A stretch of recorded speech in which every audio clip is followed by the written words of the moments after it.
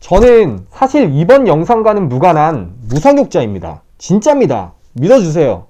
반갑습니다. 이다나TV의 이다나입니다. 오늘은 성직자들의 성범죄 원인에 대해 이야기를 해볼까 합니다. 많은 분들이 알고 계시듯이 성직자들은 전문직 중에서도 성범죄율이 가장 높은 직군에 속합니다. 오늘은 그 이유에 대해서 무려 30년 가까이 순결을 지키고 살아온 제 경험을 바탕으로 아주 솔직하고 상세하게 밝혀보도록 하겠습니다. 성과 관련된 주제는 교회 공동체 안에서 이야기하기 어려운 주제 중에 하나입니다. 왠지 좀 부끄럽고 피하고 싶은 주제예요. 대부분의 교회에서는 이 문제에 대해 아주 명확하게 가르칩니다. 결혼 전까지 어떤 방식의 성행위도 용납하지를 않아요. 섹스는 물론이고 유사성행위나 자유행위까지도 철저하게 금지합니다. 근데 제가 한번 시청자 여러분들께 물어보겠습니다. 특별히 남성분들께 물어볼게요. 나는 이성을 보고 야한 생각을 해본 적이 한 번도 없다 라고 자신있게 말할 수 있는 분 계십니까? 아니, 조금 양보해서 야한 생각은 그렇다 치고 나는 청소년기부터 지금까지 한 번도 자유행위를 해본 적이 없다는 분 계세요? 본인이 그렇다고 하면 개인적으로 연락을 주시거나 댓글을 달아주세요. 제가 같이 비뇨기과에 모시고 가겠습니다. 그거 좀 문제가 심각한 거예요. 성욕은 인간의 자연스러운 욕구입니다. 인간이 타락하거나 악한 것으로 가득 차서 느끼는 더러운 욕구가 아니에요. 성욕은 오히려 아름다운 것이고 이런 자연스러운 욕구를 해소하는 건 지극히 정상적인 겁니다. 현대의학도 자유행위를 정상적이고 생리적인 현상이라고 이야기해요. 그러나 교회에서는 이를 죄라고 이야기하며 금기시합니다. 자연적인 욕구를 거스르라는 이야기죠. 그럼 이렇게 가르치는 목사님들은 과연 성욕으로부터 자유로운 존재들일까요? 이런 말씀드려서 대단히 죄송하지만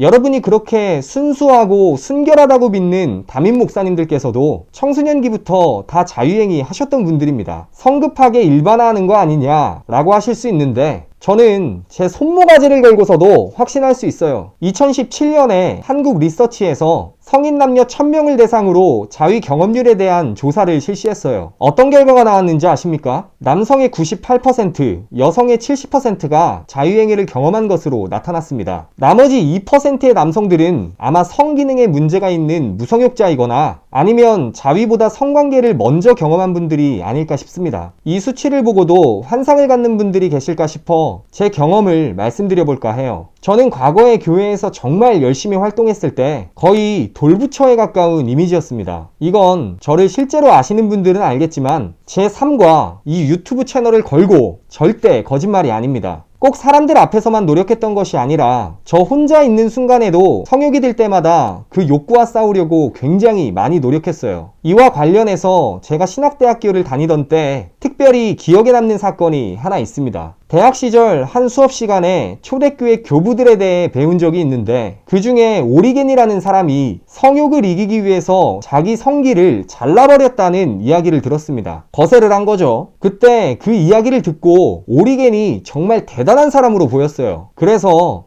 나도 진짜 성기를 잘라버려야 하나? 라는 심각한 생각까지 했었습니다. 물론 생각으로 그쳤던 것에 대해서 지금은 정말 다행이라고 생각해요.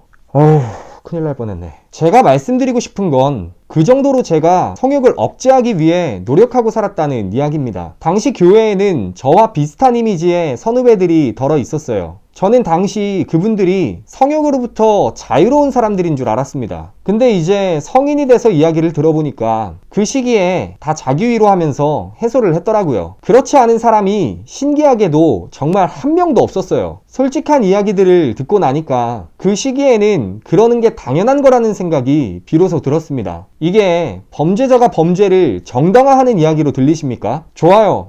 한번 가정을 해봅시다. 정말 자제력이 좋은 사람이 있어서 야한 생각이 들 때마다 다 떨쳐내고 몽정 외에는 성욕을 풀지 않는 사람이 실제로 존재한다고 칩시다. 그게 일반적인 사람들이 따를 수 있는 금욕의 수준일까요?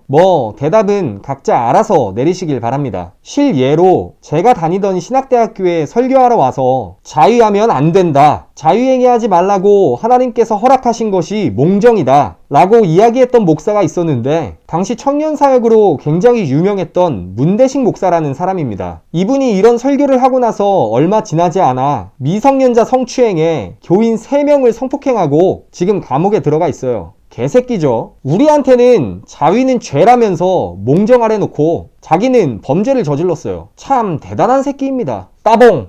교회 지도자들은 전문직임과 동시에 성직자입니다. 성직자들의 특징 중 하나는 타 직군에 비해 사람들이 기대하는 윤리적 기준이 높다는 점이에요. 이건 성적인 문제에 있어서도 마찬가지입니다. 근데 이렇듯 높은 수준의 기대를 받고 있는 성직자 집단이 다른 전문직들에 비해서도 유독 성범죄율이 높은 건 도대체 왜일까요? 저는 오히려 그 원인이 이 같은 대중들의 기대 속에 있다고 봅니다. 심리학적으로 사람들은 하지 말라는 것에 더 관심을 갖는 경향이 있어요. 사람은 무엇인가를 하지 못하도록 금지하면 자신의 의지나 자유가 위협받고 있다고 생각하게 되고 이 잃어버린 자유를 회복하기 위한 심리적 저항이 생겨나게 됩니다. 따라서 금지된 것을 더욱 매력적으로 느끼게 되는 역효과가 나타나는데 이런 현상을 심리학에서는 리액턴스 효과라고 합니다. 앞서 말씀드렸듯이 원래 자유행위는 정말 자연스러운 거예요. 근데 교회에서는 하면 안 된다고 가르칩니다. 특히나 성직자들의 경우에는 일반 기독교인들보다도 윤리적으로 더 높은 기대를 받다 보니 자기 위로를 할 때 느끼는 죄책감이 훨씬 심해요. 이런 죄책감은 스스로의 삶을 더 가두게 하고 성적인 부분에 있어서 일반인들보다 훨씬 예민하고 민감해지도록 만듭니다. 그러면서 자연스레 이중적인 삶을 살아가게 되는 거죠. 동시에 성욕에 대한 집착이 비정상적으로 강해집니다.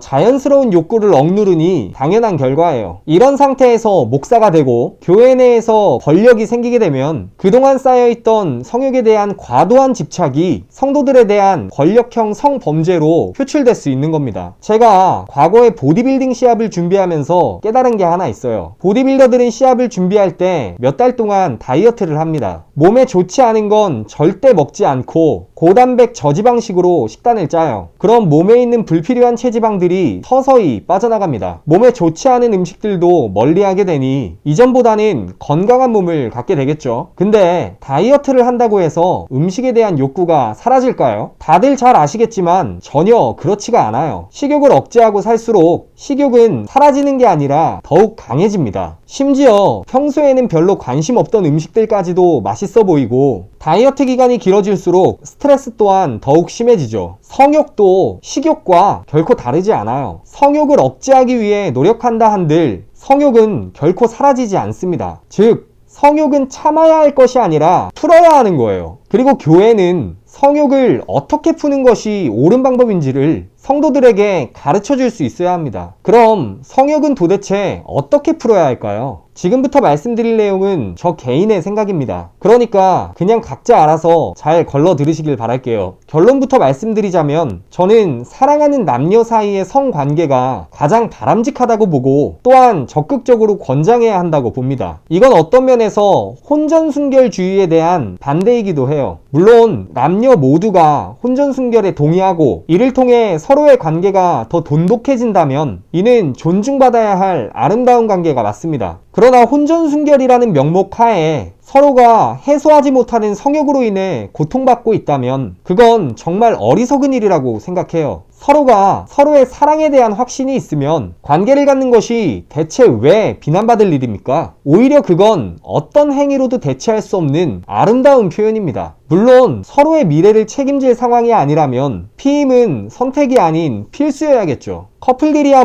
그렇다 치고 솔로로 지내는 기독교인들은 어떻게 해야 할까요? 사실 이 부분에 대한 대답이 쉽지가 않은데 소신껏 제 의견을 밝혀보도록 하겠습니다. 저는 솔로들은 어쩔 수 없이 자기 위로를 통해 성욕을 해소해야 한다고 봅니다. 제가 남자이기 때문에 솔직히 여성들의 입장은 잘 모르겠어요. 근데 적어도 20, 20대 남자들의 경우에는 성욕을 해소하지 않고서는 살아갈 수가 없습니다. 욕구의 문제가 아니라 거의 생존의 문제에 가까워요. 다른 기독교 영상들을 보면 자위를 하되 음란한 생각은 하지 말아라 이런 말 같지도 않은 소리를 하는데 야한 생각을 안 하고 성욕을 어떻게 풉니까? 그게 더 변태 같아요. 그런 말들은 현실성이 전혀 없는 소리고 제가 오랜 시간 고민하고 내린 결론은 딱 이겁니다. 첫째, 성생활은 알아서 하되 남에게 절대 피해는 주지 마세요. 둘째, 이성을 아름다움의 대상으로 바라보는 건 좋지만 성욕을 해소한 도구로는 절대 바라보지 마세요. 이건 뭐 여성분들에게도 동일하게 적용되는 말입니다. 이 두 가지 원칙만 지키려 노력한다면 적어도 그릇된 성인식은 생기지 않을 거라고 봐요. 이 틀 안에서 해소는 각자 알아서 하면 된다고 봅니다. 무엇보다도 중요한 건 성적인 문제에 대한 교회의 태도입니다. 목사 본인도 지키지 못할 엄격한 기준을 세워두고 지키라고 하면 그건 성도들의 죄책감만 부추기고 이중적인 삶을 양산해낼 뿐입니다. 그러니 생겨나는 것이 혼전순결 지키려고 포르노 보는 기독교인들이에요. 속은 누구보다 음란해져 가는데 겉으론 이성과의 잠자리를 갖지 않았다고 자기 위안 삼는 거죠. 이게 무슨 의미가 있겠습니까? 교회는 이런 성도들이 생기지 않도록 현실을 자각하고 성욕의 올바른 해소 방법에 대해 토론할 수 있는 공간이 돼야 합니다. 한편 성도들 역시 성직자들에 대한 기대를 어느 정도 내려놔야 돼요. 이전 영상을 통해서도 이야기했지만 성직자는 성도들과 똑같은 사람일 뿐입니다. 이런 면에서 저는 성도들이 경각심을 가져야 하는 부분이 있다고 생각하는데 바로 신방 문화입니다. 교회에선 성직자들이 신방을 목적으로 성도들의 집이나 사업장을 방문하는 일이 많아요. 그러나 어떤 경우에서라도 성직자와 여성도가 한 공간에 단 둘이 남겨진 상황은 결코 만들어선 안 됩니다. 이건 성직자와 성도 모두가 함께 신경 쓰고 노력해야 하는 부분이에요. 성욕이 자연스러운 욕구임을 인정하고 이를 어떻게 풀어나갈 것인지 함께 대화하고 고민한다면 성직자들을 비롯한 기독교인들의 성범죄는 지금보다 확실히 줄어들 거라고 생각합니다. 이제 교회 안에서 성에 대한 주제가 더 이상 이야기해서는 안 되는 죄에 관한 이야기가 되지 않기를 바라봅니다. 지금까지 말씀드린 부분들은 저 개인의 의견이고 혹시 또 다른 의견을 가진 분들이 계시다면 댓글을 통해 남겨주세요. 예민한 문제인 만큼 여성분들이나 다른 가치관을 가지고 계신 분들의 의견도 함께 들을 수 있었으면 좋겠습니다.